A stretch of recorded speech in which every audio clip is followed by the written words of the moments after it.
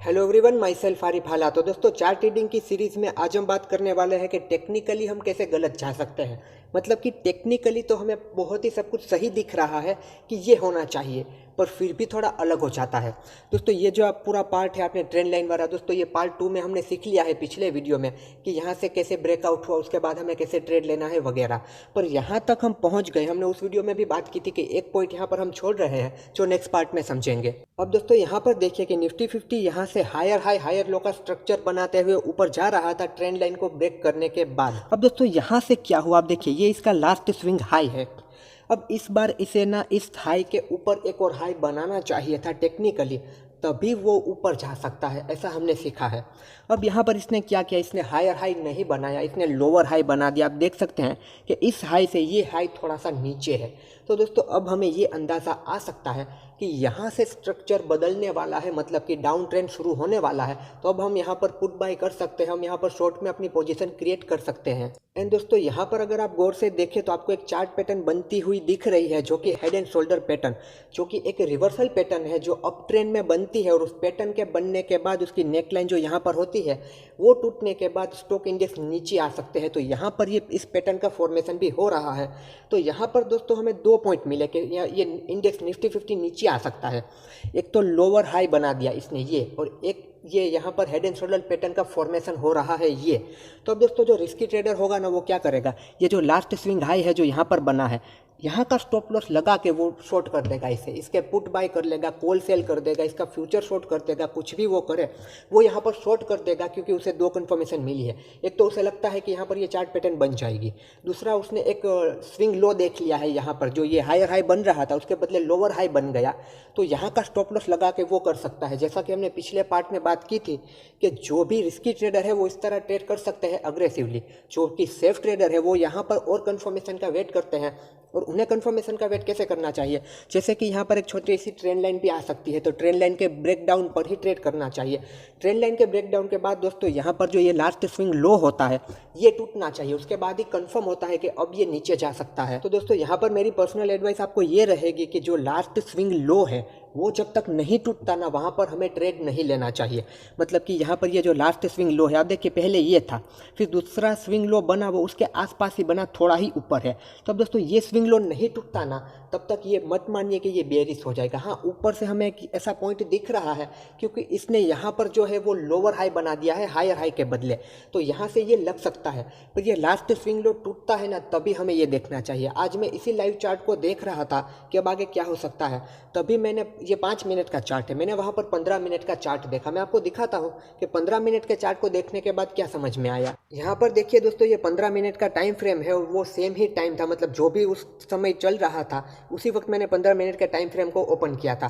तो दोस्तों, यहाँ पर 15 मिनट का टाइम फ्रेम ओपन करने के बाद क्या समझ में आया, अब देखिए कि निफ्टी 50 यहाँ तक नीचे आया था, यहाँ तक इसने लो बनाया।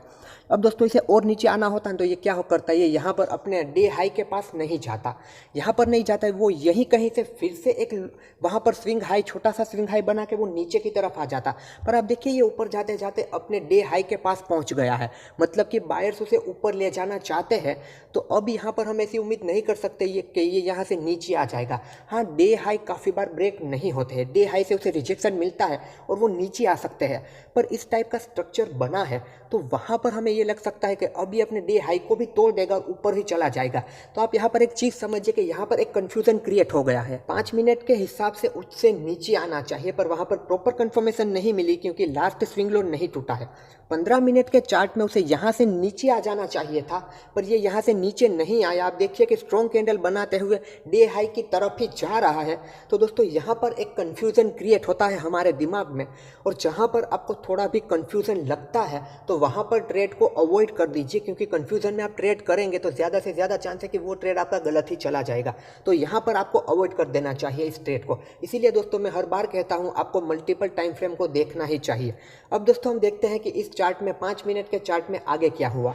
अब दोस्तों यहाँ पर देखिए कि पिछले चार्ट में समवेयर हम यहाँ पर थे, उसके बाद दोस्तों देखिए आगे क्या हुआ, आगे ये ऊपर चला गया।